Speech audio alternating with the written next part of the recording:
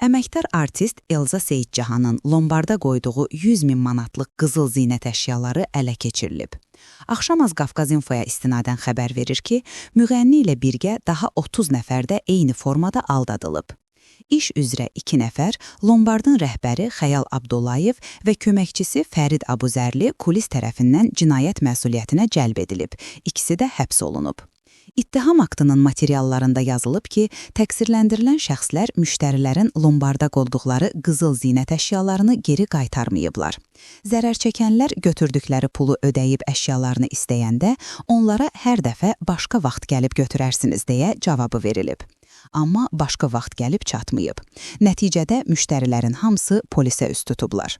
İstintaqla müəyyən edilib ki, bu dələduzluq nəticəsində zərər çəkənlər milyonlarla manat dəyəri olan əmlak itiriblər.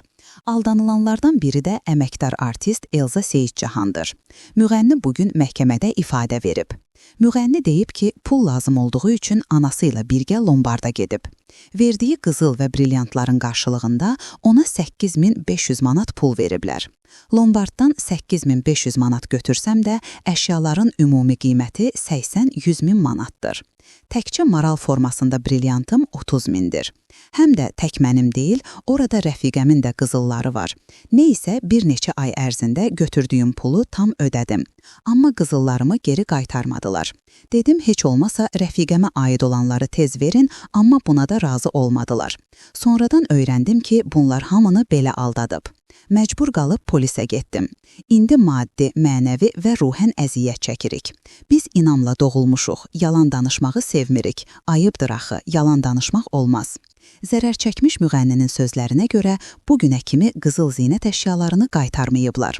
Ona görə də lombardın rəhbərliyindən işçilərinə kimi şikayətçi olduğunu bildirib. Qızıllarının ələ keçirilməsindən danışan müğənninin bir qulağında sırğa olmaması hakim Telman Hüseynovun diqqətini çəkib.